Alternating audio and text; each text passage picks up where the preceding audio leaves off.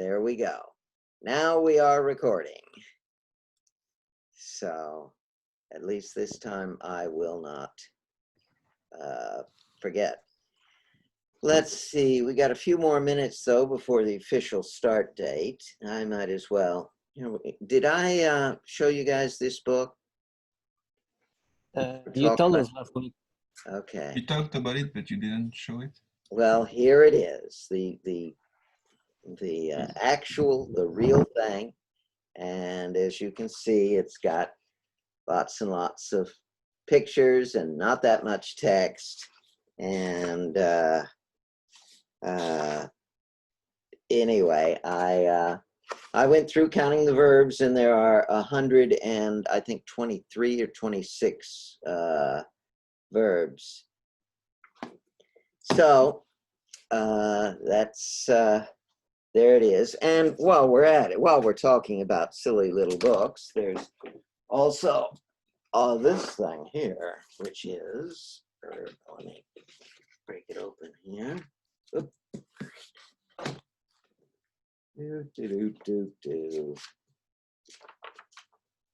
Oh, no, I'm sorry. I did have it right. Here we go.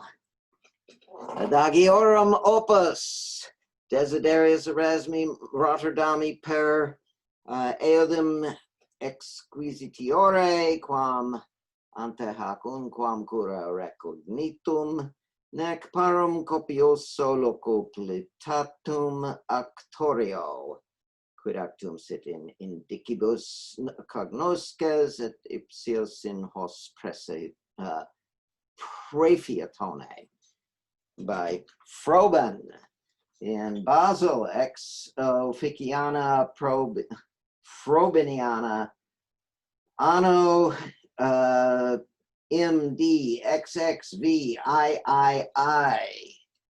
What year is that? MD 19 XXVIII.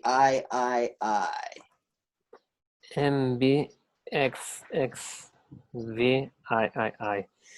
That's 1000, well, 1753. 1528.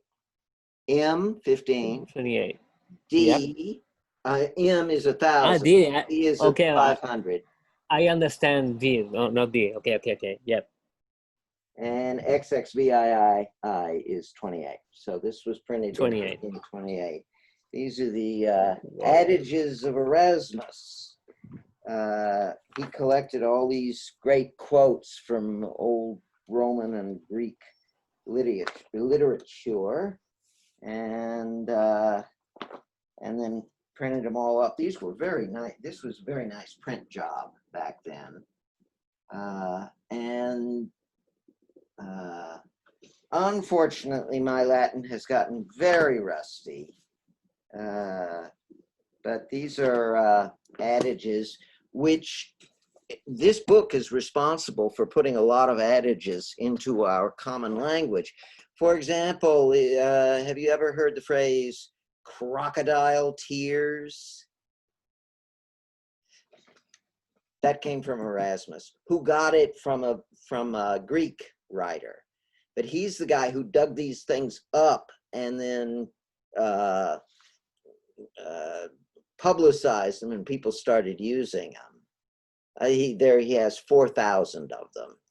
Many of them sort of died, but there's still quite a few that stick around. To start from scratch, for example. Oops. There we go. I forgot to add 2 people. There we go. And okay, Scott and Leandro. Well, it is now 8 o'clock, so we might as well get started. I don't see Paul, but nope. Okay, so we are talking about lessons, 9 and 10 on numbers and B numbers. And this may sound like a silly topic because, you know, numbers, everybody knows how to use a number, but it turns out that the numbers you use, I mean, I started off using regular floating point values, and I kept running into the same types of problems over and over again.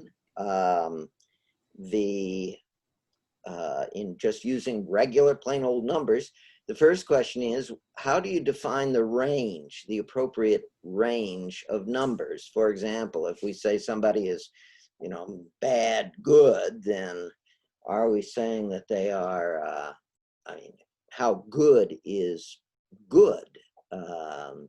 Is, you know, Princess Leia 5 good? 10,423 good? You know, is Darth Vader 7 good? You know, how do we measure this? And I established 2 principles. The first principle is that you have to have an upper limit. That is, you just can't, you cannot contemplate gigantic values for these numbers. You have to say, well, perfection is this much. And the other basic principle is that you got to have positive and negative numbers. That is, you don't say the worst is 0, and then the average is like 10, and the best is 20. That doesn't work. That just causes all sorts of problems with the arithmetic. Much better to have minus numbers and plus numbers. Okay, and so the next question, pardon? Yeah, can you explain why, like, because it seems weird to me to have negative numbers, like -1. I don't know why, I'm not good at math, but like, I thought it was gonna be like from 0 to 1, for example, but you use from -1 to +1. Yep. Can you explain a little bit why exactly? Yeah. When you're well, best way to think of it is,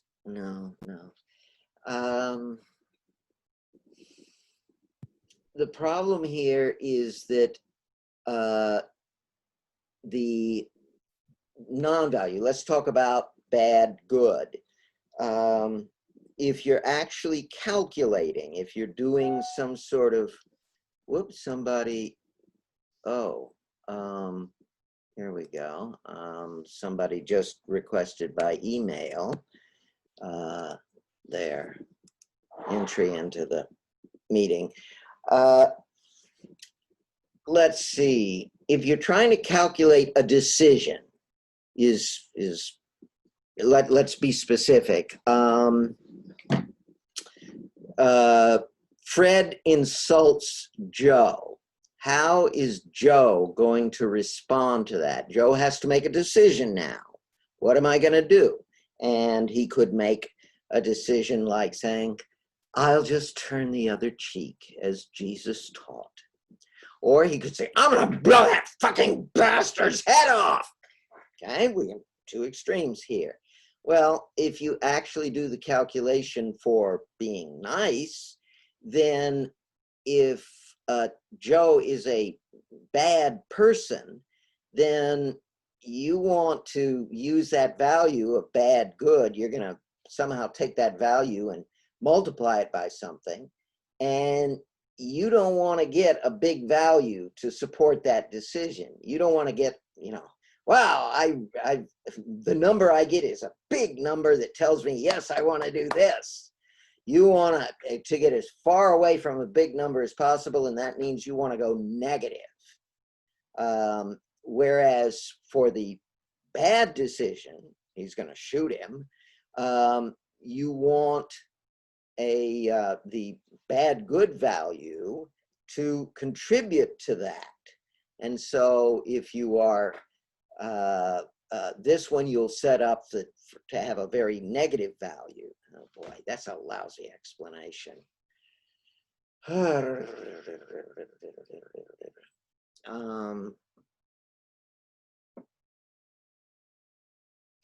I'm having difficulty coming up with a good, simple explanation for why you want to use. Well, here we go.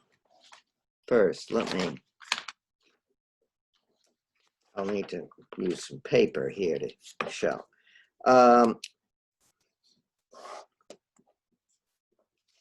First, I have to explain the concept of inclination.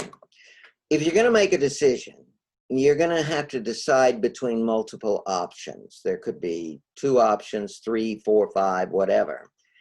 That means you can't just put them on a scale and say, well, if I get a 3, I'll take this one, but if I get a 4, I'll take that one.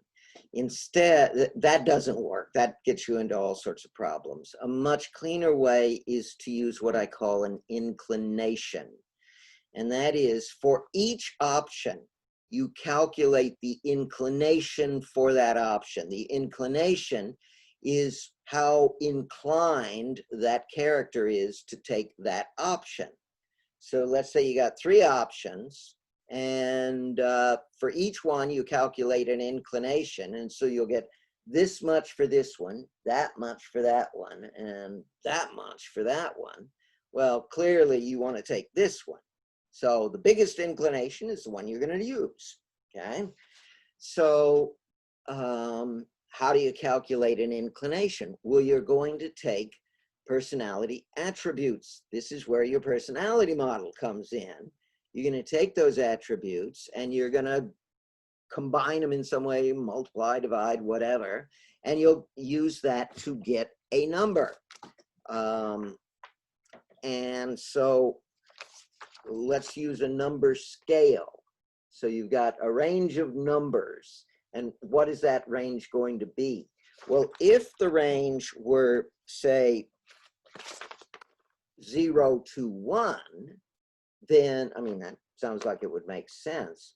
Then your problem, though, is that if your personality attribute also runs from 0 to 1,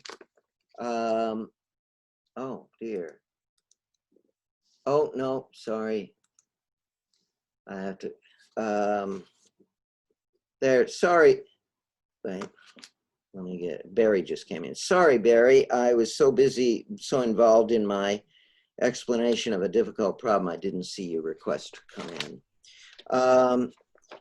Basically, what you want in an inclination calculation is you want to have negative things. For example, whoop, here's somebody else I noticed. For example, if you have a nice guy who's contemplating a very mean option, then you want his niceness to work against it. So you want to, in effect, subtract his niceness. Well, it's a lot easier to, but then in another case, you'd want to add it. The nice thing here about using positive and negative values is that you treat them the same. You add them in each case, and if it's a negative value, you'll be subtracting, and if it's a positive value, you'll be adding. So you don't have to get into this complexity of well, 0 means bad and 1 means good. So it's just not like a question like about that it makes sense to have negative, but also a mathematical thing, right? It's easier to calculate stuff, right? Yeah, yeah. I mean, you can do it with any range of numbers. It's just that the calculations get more messy. You had to subtract something from it or whatever. And with this approach, with the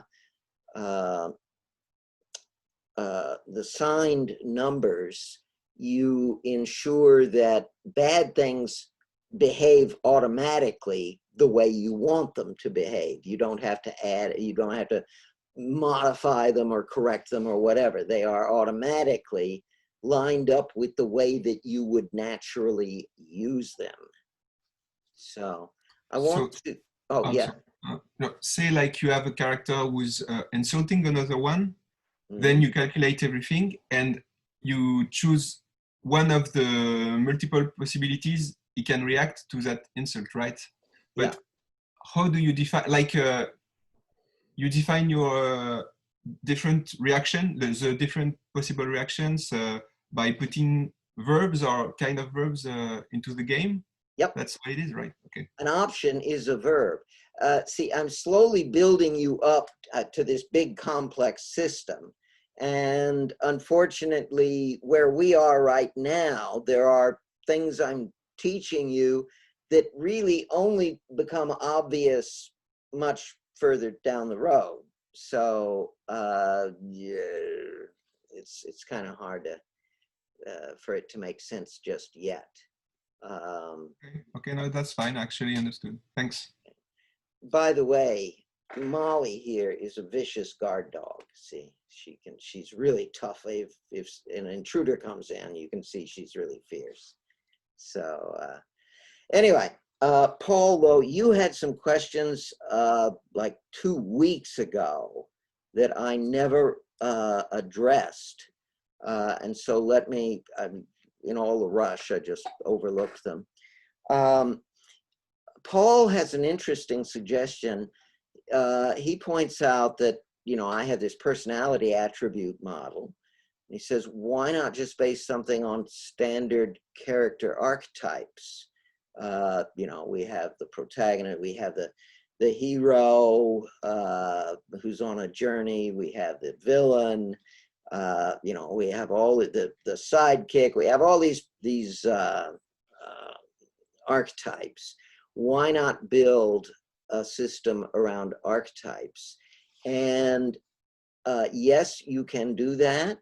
But remember, the purpose of any such system is to make decisions. Whatever you end up using, you've got to be able to use that system to do calculations, to make decisions. So you could have, see, the personality attributes there are multiple versions of a single dimension.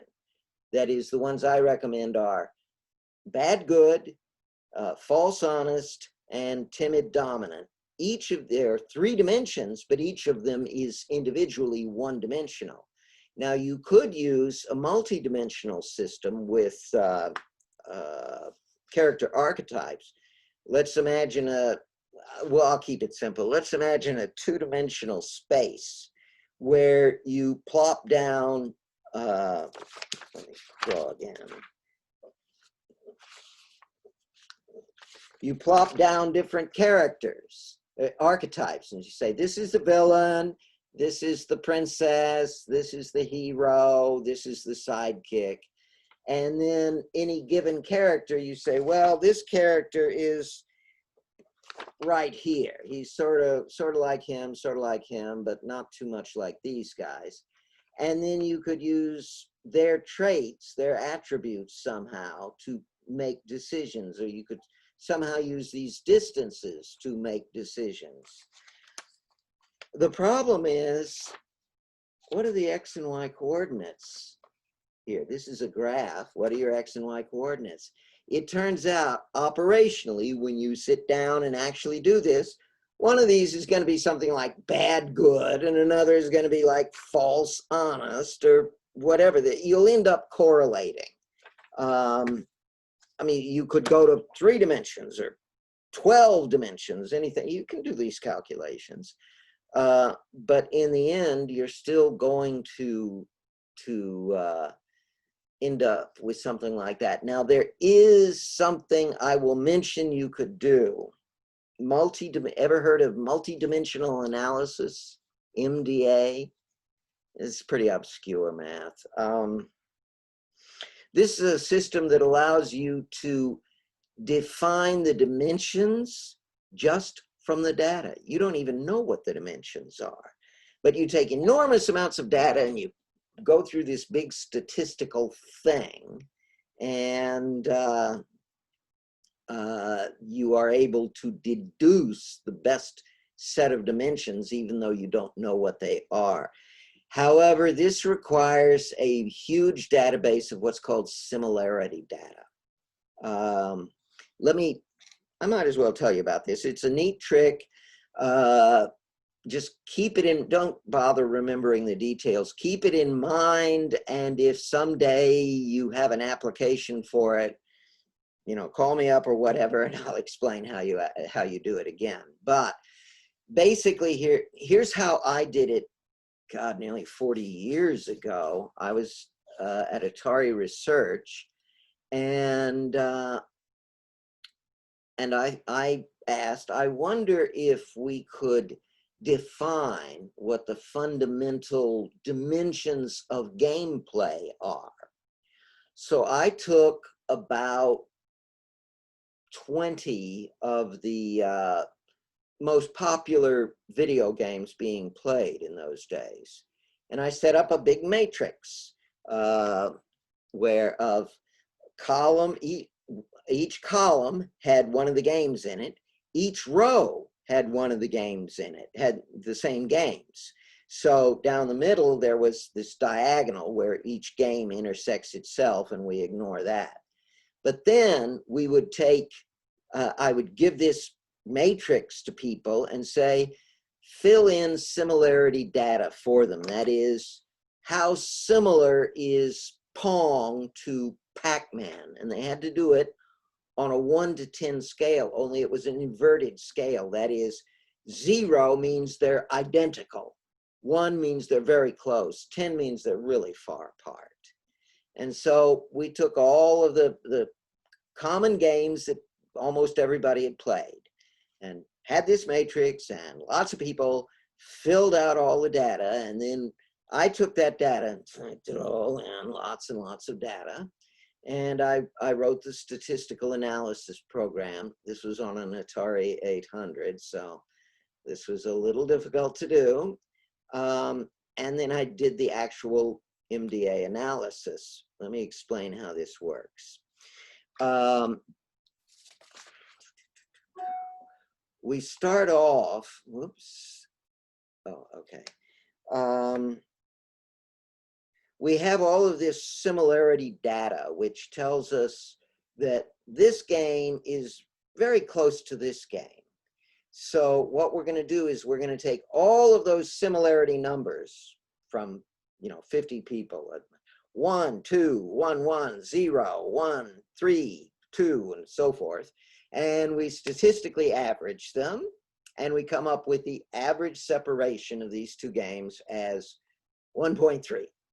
And then we do another pair, and we find that they are 6.1, and so forth. And so for every pair of games, if there are 20 games by 20 games, that's 400 pairs. For each of these 400 pairs, we come up with the average distance between each pair. Now, there could be a problem with this, though. Suppose that we're graphing these in 2 dimensions. Then we say,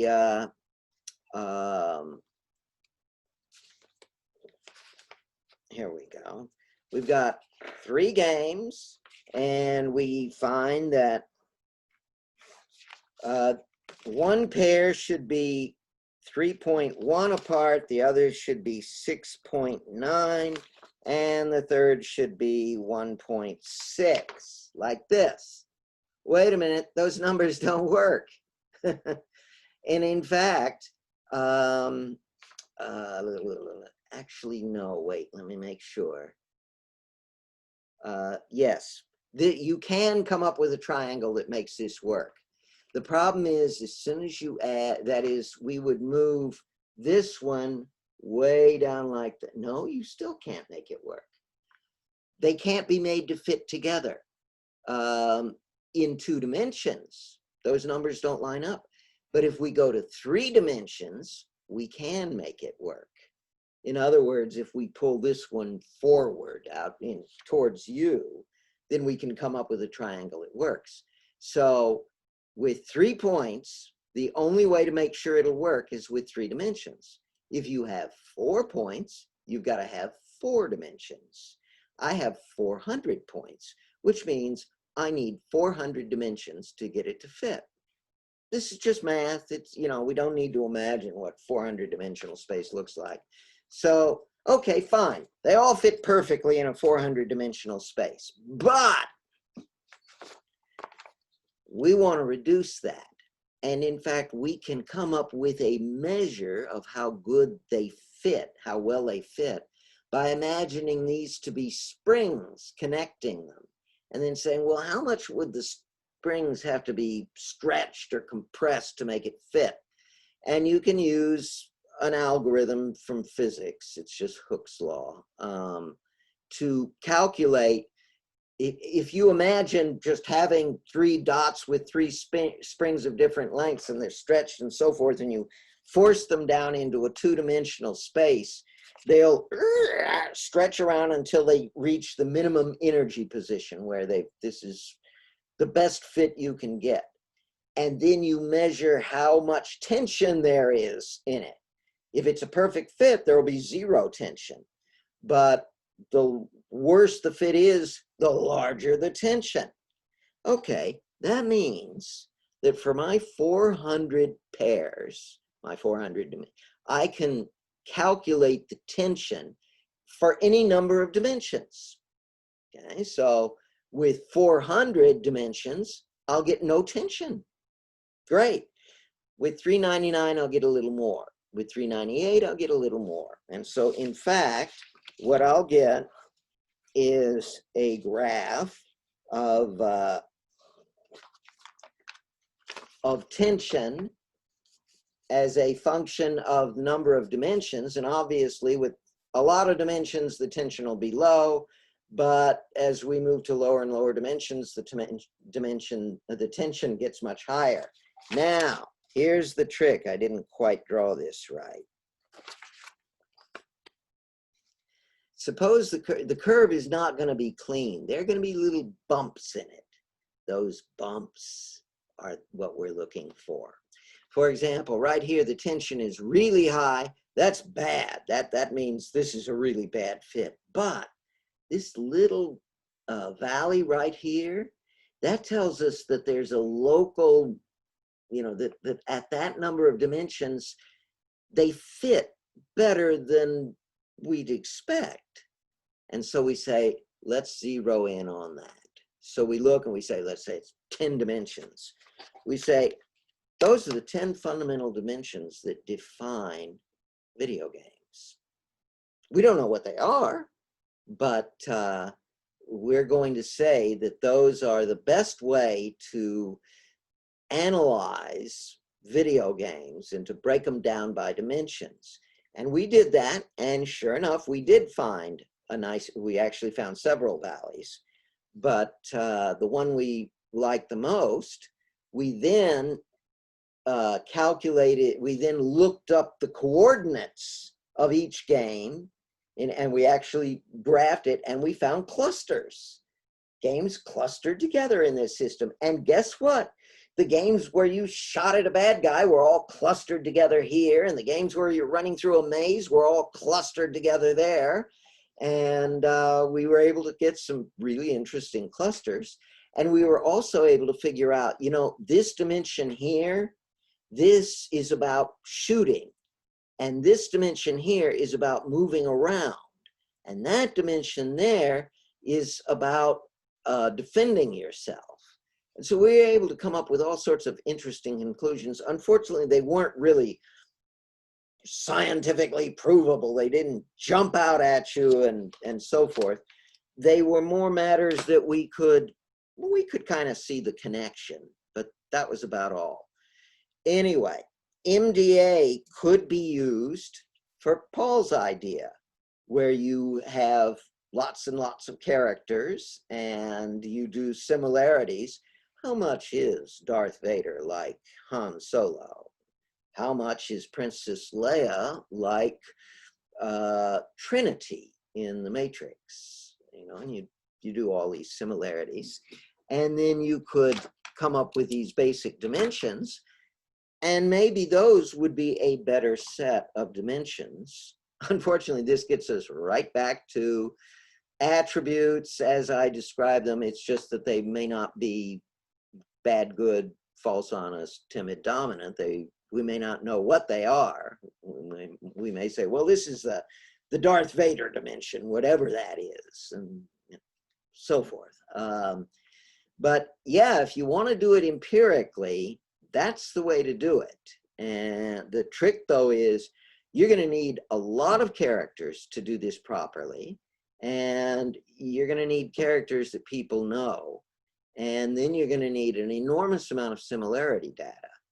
Now, someday it would be nice to do this. I would, you know, I've been wanting to do something like that for a long time. But getting all that data is hard. I really had to stump all over Atari, barging into people's offices saying, would you please fill out this matrix for me? And I don't think I got enough data to really get good answers. So anyway, if you ever want to do an academic thing, I don't know, maybe we could put this together as a team. If all of us go out and hit up our friends and so forth, maybe we can make it work. So that was Paul's first question. His second question was, oh, yes. Why am I talking so much about my model when we know my model for me didn't work. So, you know, you guys have to create your own models. So why am I shoving my model down your throat?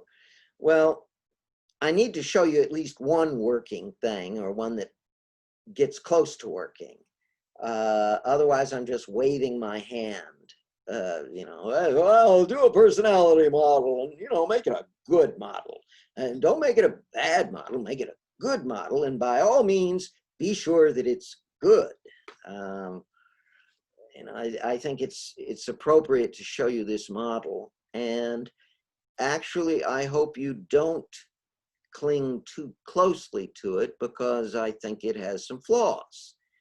And I'm hopeful that, you know, you guys might, you know, one of you might say, you know, well, here's a different way to do this, and it turns out to be better. You know, maybe group effort like this, lots of people will come up with lots of good answers. I don't know. Okay, so let's get back to numbers. Spent half of the hour on this other stuff here. But wait, we've got some questions. I guess the more you have traits in a character model, the less those traits have an actual weight mathematically. Am I correct? Another reason why adding lots of traits be a bad idea. Well, yeah, the more traits you have, actually you'll end up doing each one less often. And so it'll be harder to understand how they work. In general, lots of traits makes life harder. Let's see, question regarding Paul's question about archetypes. Do you think implementing personality traits for Jung's archetypes, where there are not clear good evil characters, could be more tricky than with classic art? Yes, definitely.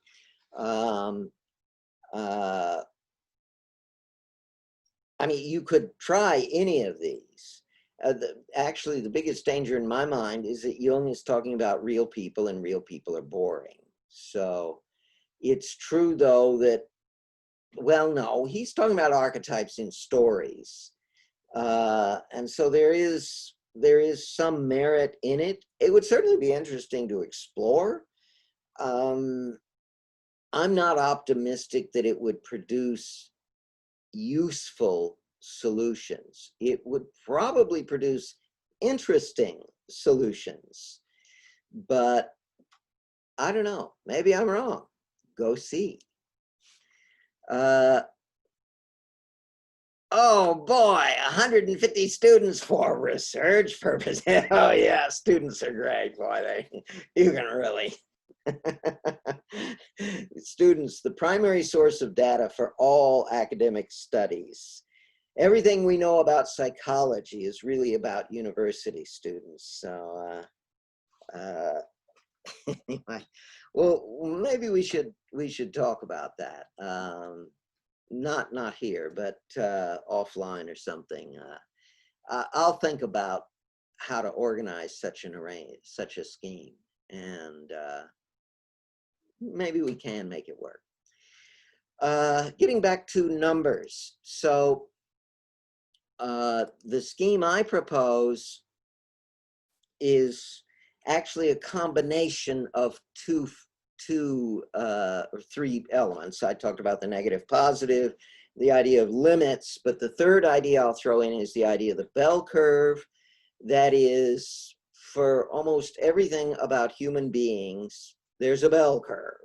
Most people are in the middle, but there are always a few people way out at the edges. And a bell curve is the best way to describe it. Well, actually, a real bell curve has no limits.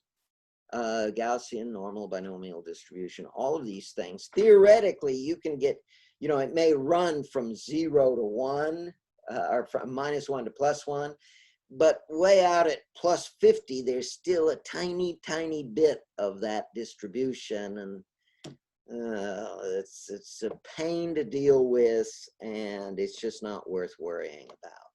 So, you know, someday I'm sure we will go to proper distributions that really could permit things like that. But for our purposes, I found it much easier to use the fake semi-bell curve that I built using this B-number system. And so I've been using B-numbers, bounded numbers, for a long time, and they work. They're useful. So I strongly urge you to play with bounded numbers. You can, if you're mathematically inclined, you can look at the spreadsheets and see how they work. There's some mathematical clumsiness in a few aspects of them. However, what really makes them worthwhile is the blend operator, which I talk about in lesson 10. And the blend operator I found is extremely useful. Now, there actually are quite a few variations on the blend operator. You can actually make, the blend operator takes 3 input values, but it is possible to come up with extensions of the blend operator that have 4 input values, 5, 6. There's a hard blend and a soft blend. I spent a lot of time exploring all of the mathematics of this, and yeah, there are a lot of clever things you can do that are interesting. But for practical purposes, what I found for most people, just learn the one simple 3 input blend, and you can do almost anything you need done. And it's not that difficult to use. The whole trick on learning how to use it is to draw those little diagrams with the number line, with the 2 number lines, the main number line, and then the number line for the blend part.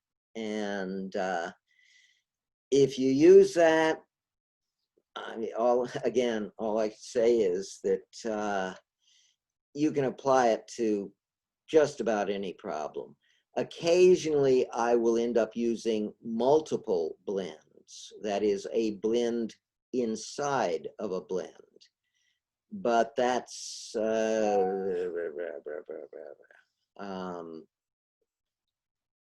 pretty rare. So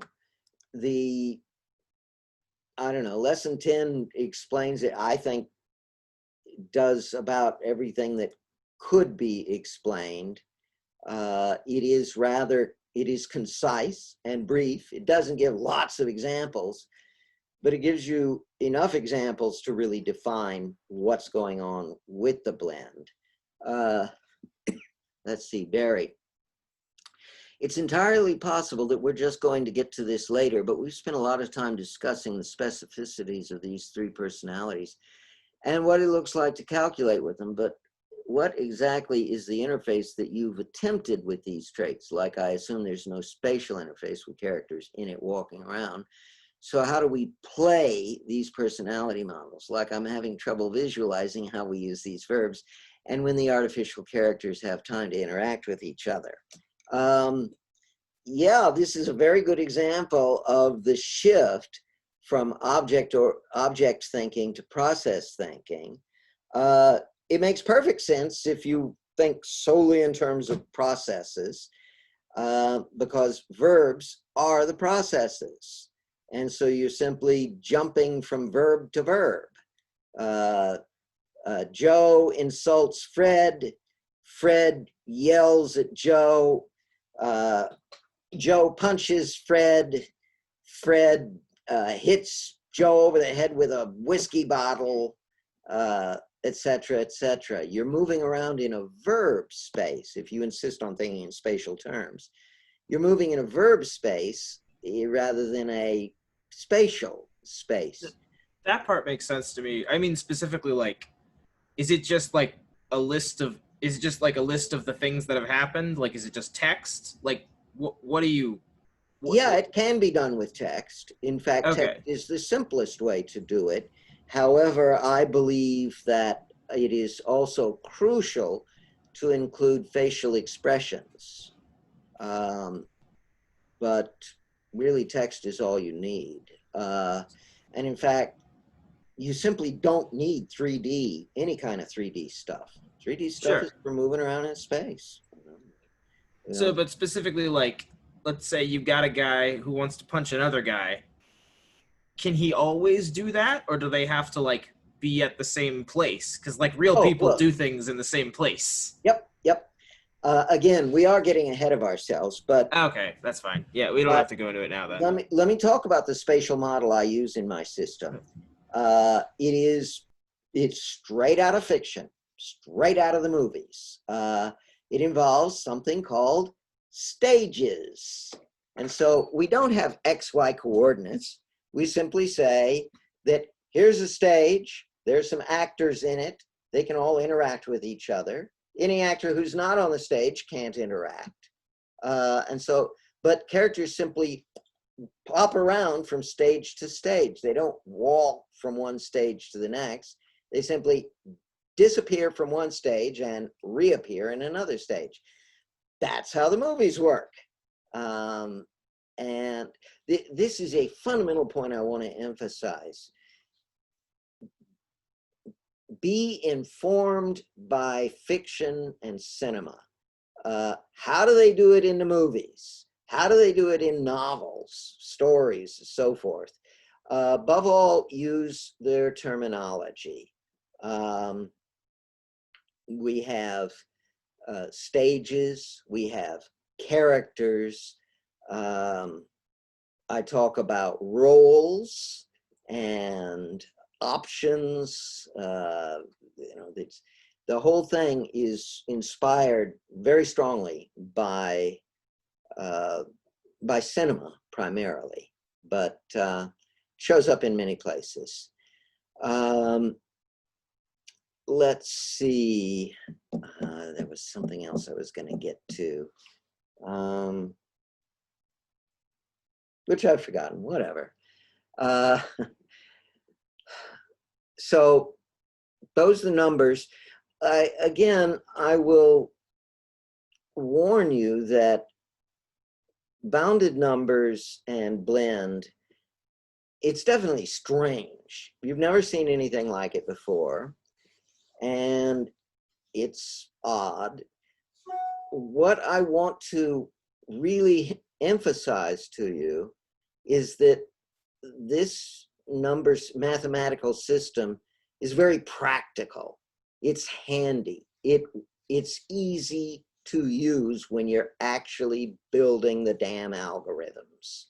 And this is based on, God, nearly 30 years of experience now, trying all kinds of different things. This is what I eventually developed. And I think it is one of the few, the basic number system, I think it is the single most, the single idea that I would press upon you most forcefully. There are a lot of other things in my technology that maybe there's a better way. But this one, I've used this a lot, and this really works. So I would really, there are a lot of other things that I have in my, that I'll be showing you that you might want to change. But this one, I have difficulty imagining somebody coming up with something better. So at least in the near term. So let's see, I want to make sure I understand what a bounded number is. Is it anything more than a number which is clamped between two values? I'm guessing there's more to it, but I'm having trouble with it, I think. It's just a number that is mathematically forced to fall between -1 and +1. It can never actually reach -1.0000 or +1.000. Basically, because it takes the full number line and it crushes it down into that range of -1 to +1. So basically, -1 corresponds to -infinity and +1 corresponds to +infinity.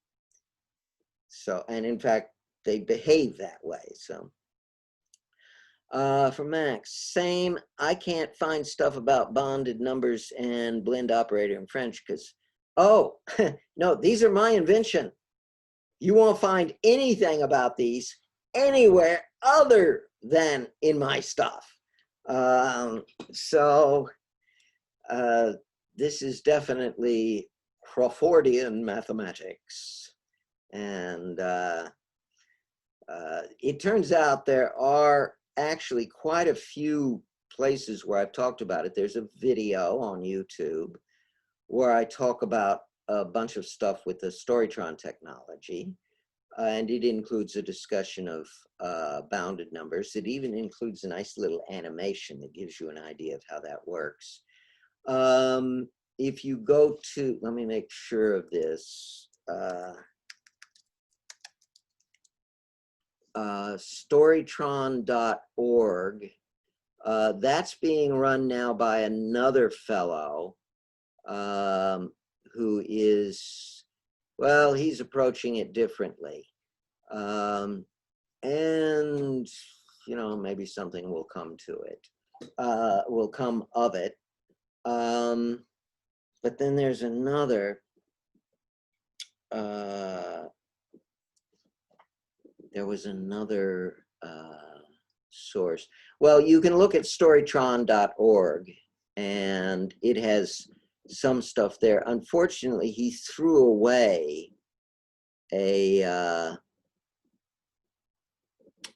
we had some lengthy explanations, tutorials that were on the original Storytron website that I think he threw away. So, whatever. I can probably dig up that old website and post some of its material on erasmataz.com.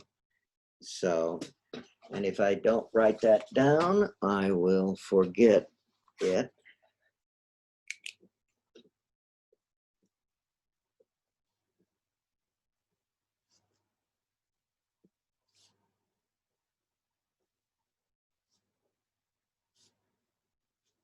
Okay, other questions here.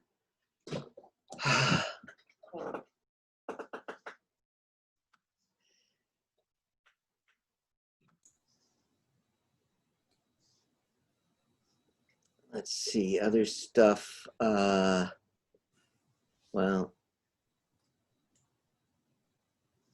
oh dear, he's got some.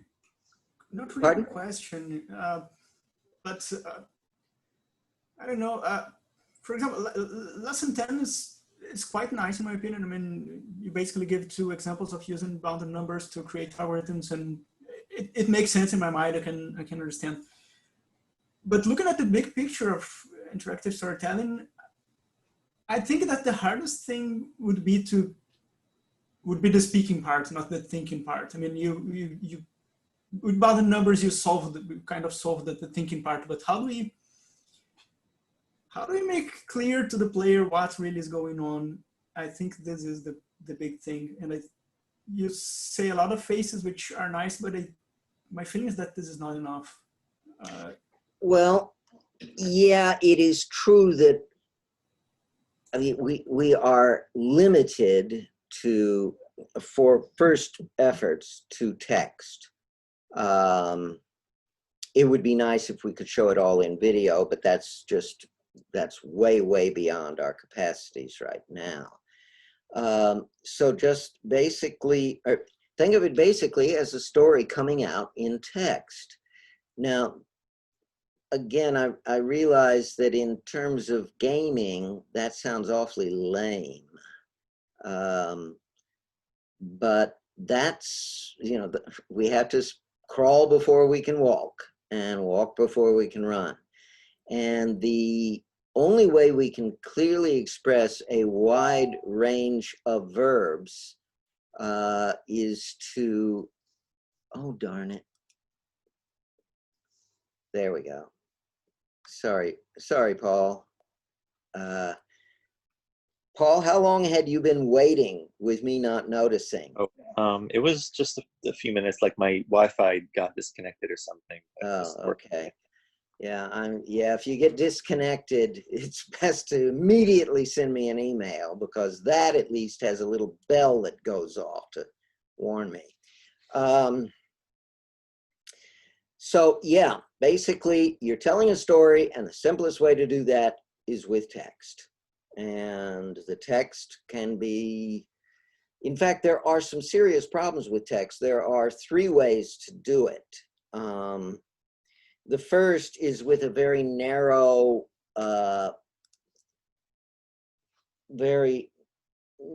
whoops, I'm getting something else here.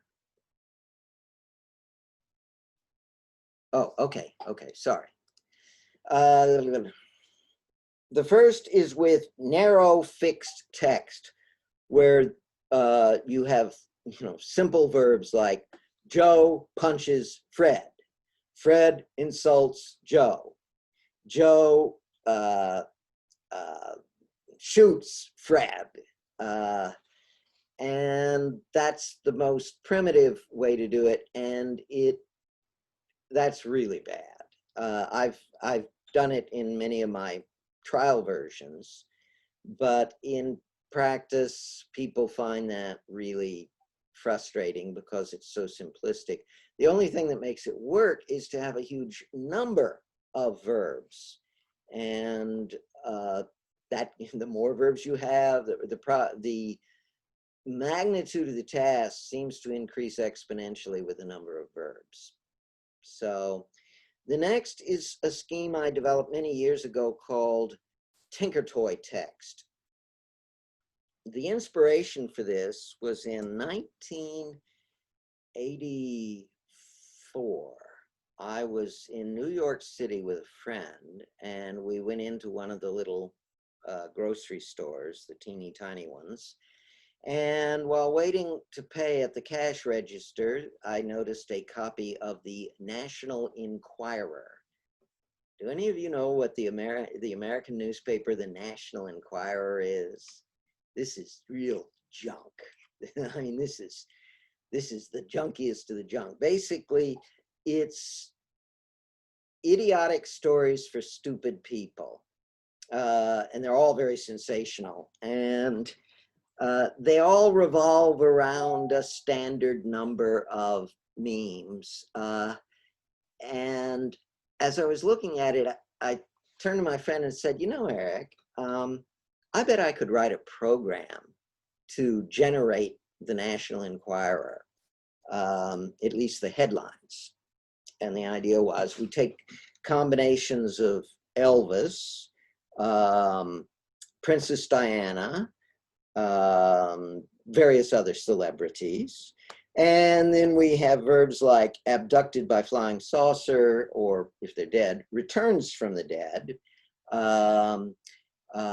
In crisis, in drug crisis, finds a new love, you know, you just all have all of those random things, and then you can stick on a few other things as modifiers. Message of world peace, adopts, orphan, anyway. And in fact, I used that in balance of power, and it worked very well. And then over the years, I've expanded the system, and it turns out you can build some pretty good stuff this way. You can have random variations, you can have intensified or modified text, all sorts of lovely things. In the end, though, I concluded that Tinkertoy Text, the amount of effort required to do it just wasn't quite justified. I suspect, however, that for many interactive storytelling situations, you're still going to want to use something like Tinkertoy Text. Lastly, I am now working on my new concept. I'm working, taking a completely different approach where there's an enormous amount of text. You know, I think I've already written enough text to fill a book. And the idea is all the text is different and it never changes, but there's so much of it that it is unlikely that you will experience the same text twice. So those are some ways to handle text. But if you think text is bad, video is even worse. Because, I mean, you're just going to end up with the same little video snippet of somebody going, "I'm going to punch you," bang. You know. Okay, let's see. How do you get to generate the text without real data? You construct the sentence with words. Yes. Again, see, you guys are this is a difficult situation for you because I'm giving you parts of the technology. This is a big, complicated, where everything fits together. It's a big meshwork of ideas connected. And I'm trying to give you the simplest, lowest level ideas, but they really don't make sense until you see how they're used. And you can't see how they're used until I tell you about this other stuff. For example, one of the fundamental data structures I use in my technology is I call the event. And an event is really just a sentence. It's a data structure that has basically, I think, 16 slots in it. And the first slot is always the subject of the event, the person doing it. The second slot is always the verb, what they're doing. And then there could be more slots used in as required by the verb. So it's, yes, you're building sentences. And then the sentences have to be translated into text. Fortunately, it's rather straightforward because you've got a subject and a verb and many objects out there and so forth. So you just slap them onto the screen. And in fact, in an early version of, or actually no, in the current version of SWAT, the primary tool you use, the fellow came up with a very clean way of converting an event into simple text that was very easy to understand. So yes, we're describing basically subjects do things. They select verbs. We got a list of options. Those options are verbs. Subject selects a verb, says, "I'm going to do this one," and then fills in the remaining stuff associated with the verb, and that becomes an event. So that's the basic scheme. Let's see. Any other questions?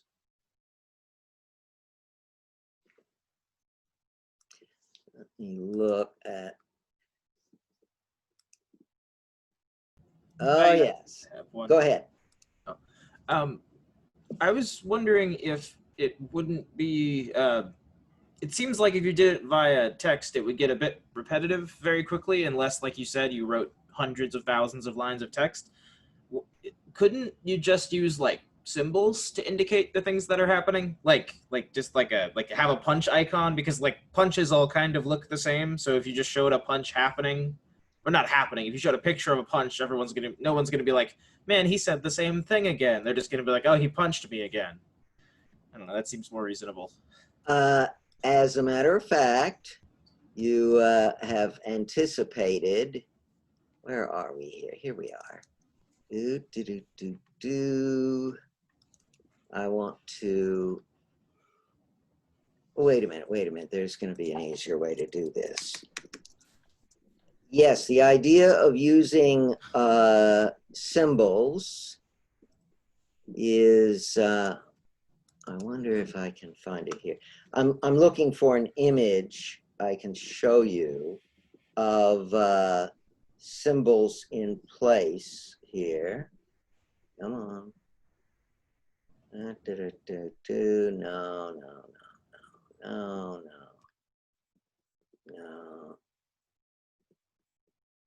No, it's not here.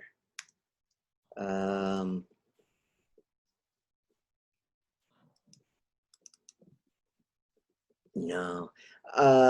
Basically, what you're anticipating is something I did that was my big concentrated effort, and it was called C-boot. And in fact, the original concept for C-boot, a language using symbols, dates to 1986 or 87. And basically, here we go. Line plays lower backgrounds. Here we go.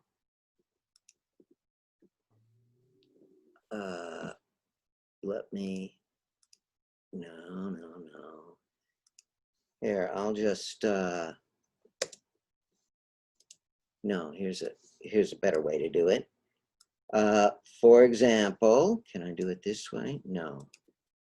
Okay. Come on.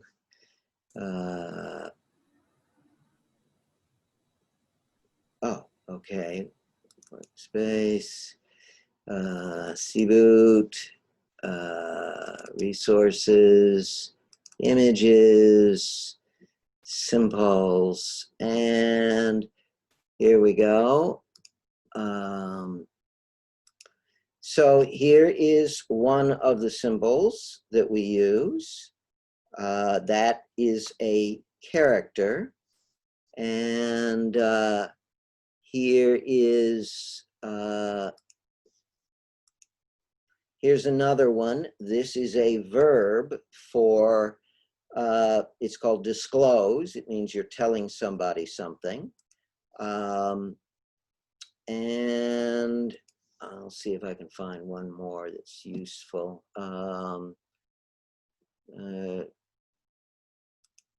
Here we go. It says, night falls. Basically, these things, here we go. Here's greet. Anyway, so yeah, the basic concept of using symbols as a way of expressing is actually, I think, a superior method. It has the advantage that people can fill in with their imagination, and it works better. And in fact, the original game called C-boot, that I did back in 1980, I think it was published in 87. You might want to look at it. It's somewhere on the web with an emulator. And it had a very simple system for assembling sentences to make commands. And so that is one way to do it. The big difficulty is justifying the use of symbols. And that involved a long, it was a lot of work coming up with a scheme that made the symbols sound reasonable. So that's, yeah, symbols are a good way around that, but they have a lot of luggage of their, or baggage of their own. So I can't quite yes, you can use them, but be prepared to do a lot of other stuff. I would strongly urge you to look at the original C-Boot because it was a fully playable game and it actually worked fairly well as a game. And actually the most significant thing about it is that that game really, that was 33 years ago. And it should have inspired 1 million people to come up with improvements on the basic concept. And the problem was it went right over everybody's head and they said, huh? And nobody ever followed up on it, which was a great shame. We would be much further ahead if people had stolen the idea and used it for other stuff. So anyway, well, any last questions? I will look into the idea of doing the multidimensional analysis on characters in an attempt to come up with good definitions of personality attributes. And I'll just email everybody involved in the course, not just this section, but the other section on Wednesday, and the people who are sitting out. Chris, so, yeah. What's your ultimate vision for interactive storytelling? What?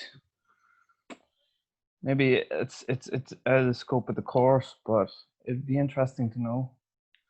Well, the ultimate goal for interactive storytelling is to have works of art where artists create moving, emotionally or dramatically powerful story worlds that you can go into and play and experience and do lots of different things and fail or succeed a little or succeed a lot, or, you know, it's just an interactive story world, a game with real human elements to it.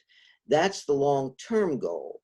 For this course, all I'm aiming for is to give you some of the ideas and tools that I have developed.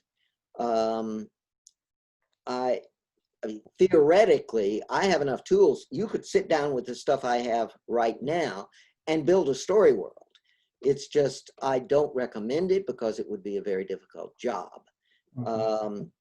You would be better off, I think, working on your own technology.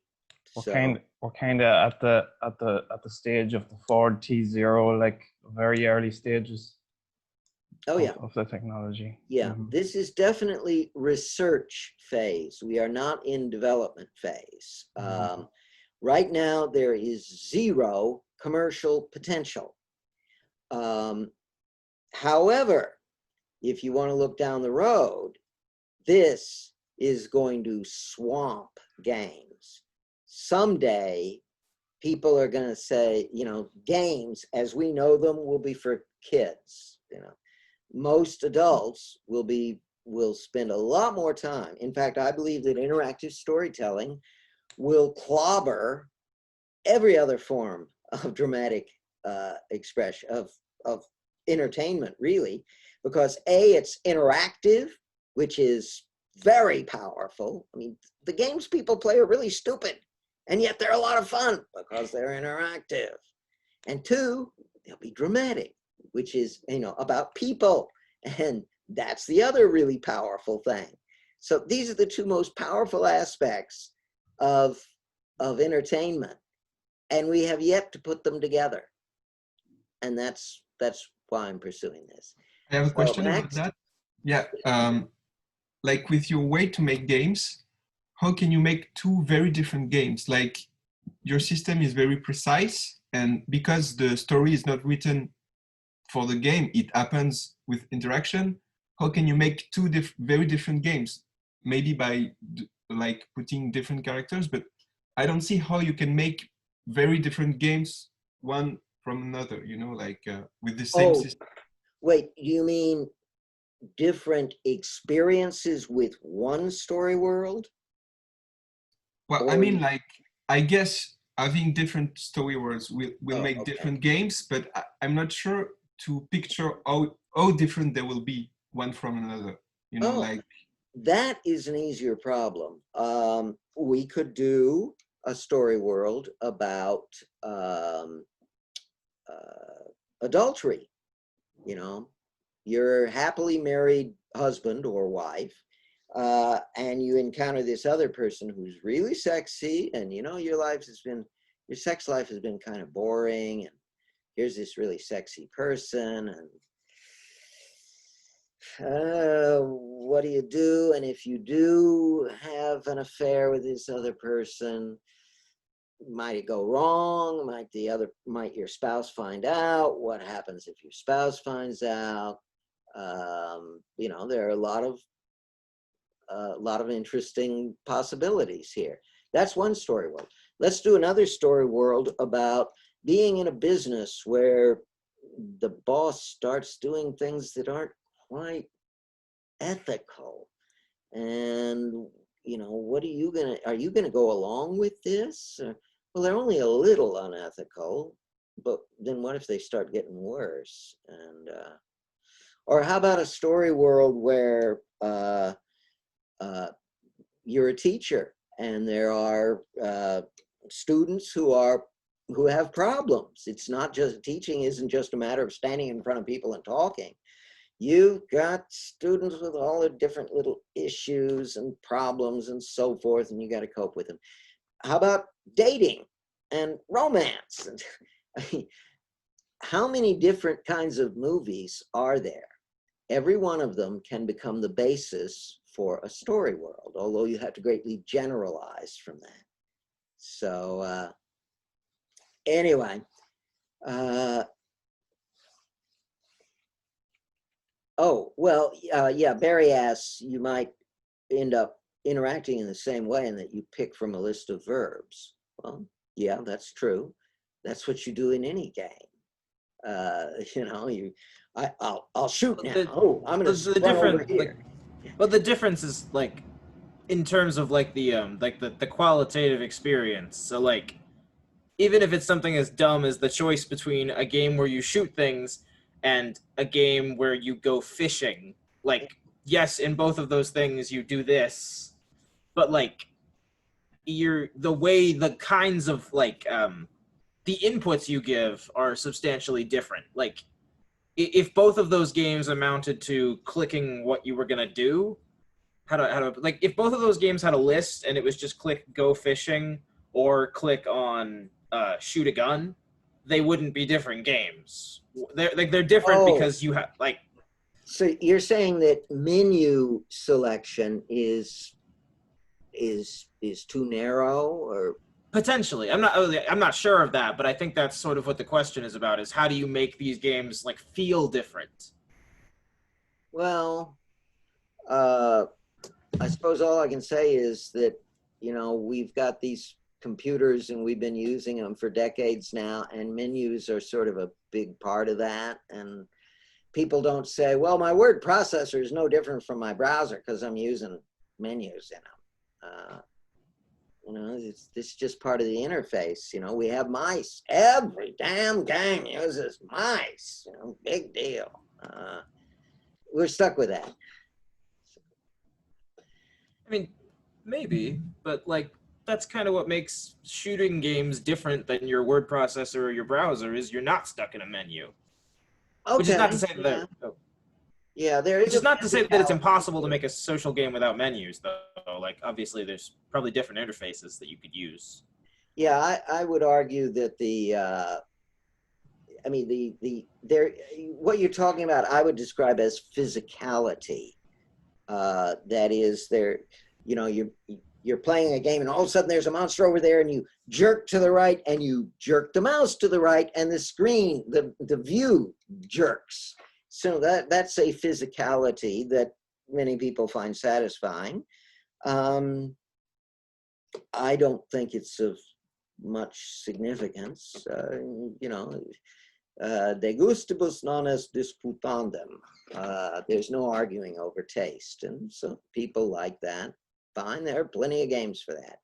But right now, there aren't any games where you get to make dramatically interesting choices, and that's the hole I'm trying to fill.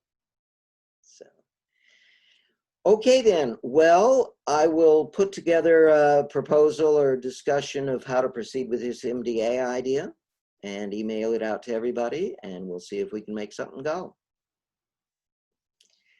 Okay then, I will see you guys next week. It's lessons 11 and 12 next week on object elements of my technology versus process elements. So I will see you then. Thanks, Chris. Thank you, Chris. Thanks. Bye-bye. Bye-bye. Bye.